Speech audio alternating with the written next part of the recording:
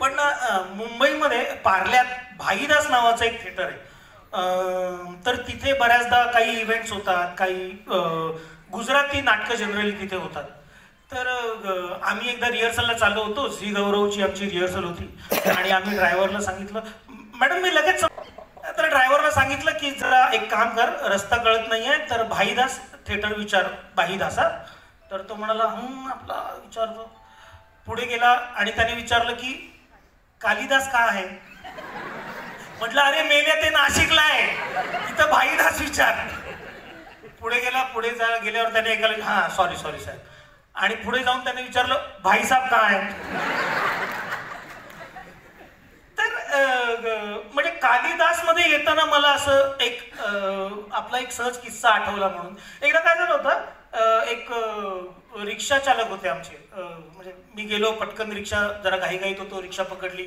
तर त्यांनी मला विचारलं कुठे शूटिंगला का. म्हटलं नाही सध्या जरा शूटिंग बंद आहे आमचं. का हो काय झालं. काय झालं ते झालं, आता बंद आहे, थांबलंय सध्या. मग सध्या काम नाही. अहो नाही का, कलाकारांच्या आयुष्यात असं येतं. आम्ही काय MSCP मध्ये आहोत का रोज आपलं जाय. कलाकारांच्या आयुष्यात ती वेळ येते. तर तो रिक्षावाला असं मला म्हणे की अच्छा म्हणजे तुमचं पण असंच आहे, बनी तो बनी नाही तो अब्दुल गनी. म्हटलं चला चला चला काढा रिक्षा. वागळे इस्टेट बसलो. थोड्या वेळानं त्याला काय हुक्की आली. त्याने मला विचारलं की सर लग्न झालंय का तुमचं. मी म्हटलं हो झालंय. मुलं किती. बघा कसं आहे, एखाद्याच्या पर्सनल आयुष्यात इतकं शिरू नये नाही का, पण तरी आपलं ठीक आहे चला. की मुलं किती. मी म्हटलं एक. हे बरं केलं तर साहेब, मनाचा ब्रेक उत्तम ब्रेक म्हणाला. मी म्हटलं बायको पण एकच आहे. त्यावर तो म्हणतो अहो कितीही वाटलं आपण दुसरी रिक्षा चालवावी तरी एक सोडून दुसरी चालवता येत नाही राव. म्हणजे आणि हे खरंच सांगतो मी तुम्हाला, म्हणजे रिक्षावाल्याची फिलॉसॉफी बघा. मला मनात आलं एकदा की खरं तर हा माणूस ना ह्याच्याकडे कस्टमर नसताना, भाडं नसताना हा एकतर ओशो लावून ऐकत असेल किंवा मग लावून बसला असेल, कारण एवढं डीप अदरवाईज कोणी बोलत नाही.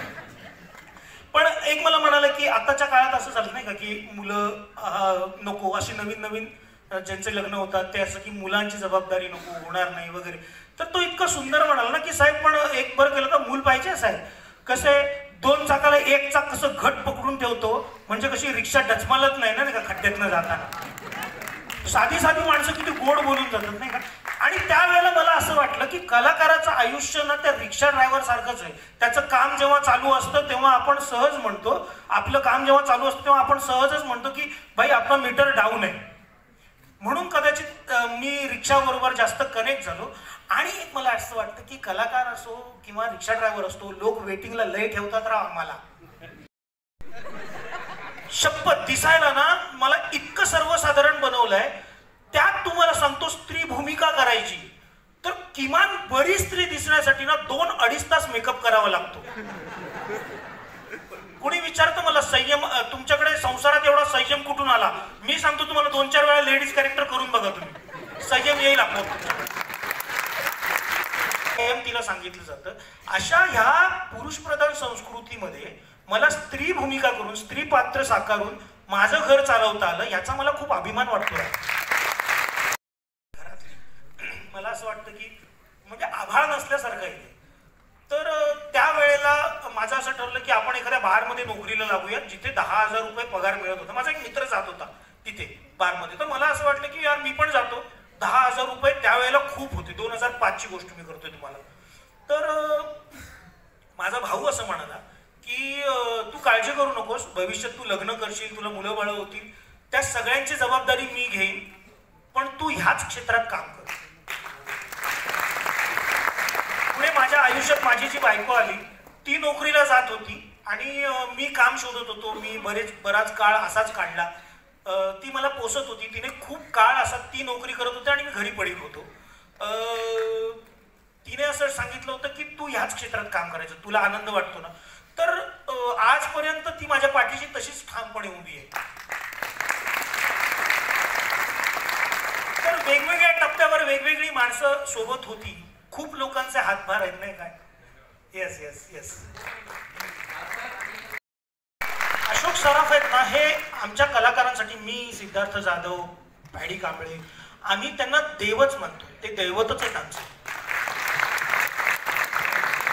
आणि मला तर ही पण संधी मिळाली की त्यांच्या समोरच त्यांची भूमिका सादर करण्याची पण संधी मिळाली होती मला. सो मी स्वतःला खूप जास्त भाग्यवान समजतो. होय काय?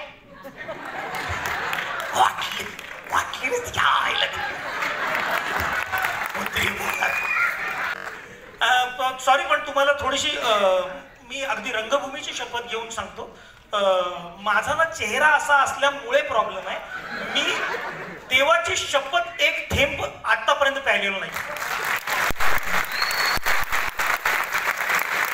पण काय होतं, माझे मित्र आहेत ना, सगळे मीटिंग तिथेच लावतात. सगळ्या उदाहरण तुम्हाला देतो की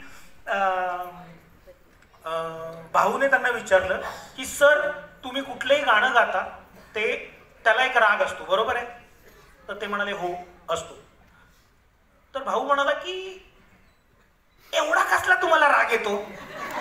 एवढा काय ते रागात गाणं गायचं? प्रेमाने गाणं, एवढं काय त्याला होतं? आणि समहाऊ त्यांना असं वाटलं की हा त्यांच्या कलेचा अपमान आहे. त्यामुळे त्यांचा एकदम चेहरा गंभीर झाला सरांचा. आणि ते थोडेसे पुढे आले खुर्चीतनं. पूर्ण आमचं थिएटर, आमचं जे स्टुडिओ होता, पूर्ण सायलेन्स. की त्यांना, कारण चेहरा बदलला होता त्यांचा. आणि ते म्हणाले भाऊला की कसं असतं, प्रत्येक गाण्याचा एक राग असतो आणि ते गाणं त्याच रागात गायलं गेलं पाहिजे. Pin drop silence. बाजूला मी बसलो होतो. मी हात वर केला. सर म्हणाले हा बोला काय? मी म्हणालो सर, मला एवढंच विचारायचंय की मला राग येतो, आता माझी सटकली, मला राग येतो, हे गाणं कुठल्या रागात आहे? राहुल सर उठले, तुम्ही धन्य आहात सगळे, तुम्ही धन्य. आणि मुलगी अशी समोर आली.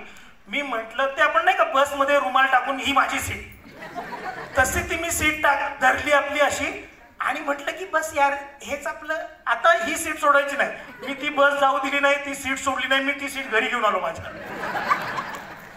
पुन्हा केव्हा तरी भेटेल ना, तेव्हा मी ती सीट कशी पकडली आणि ती माझ्याच घरी आली पाहिजे कशी, हे नक्की सांगेन तुम्हाला.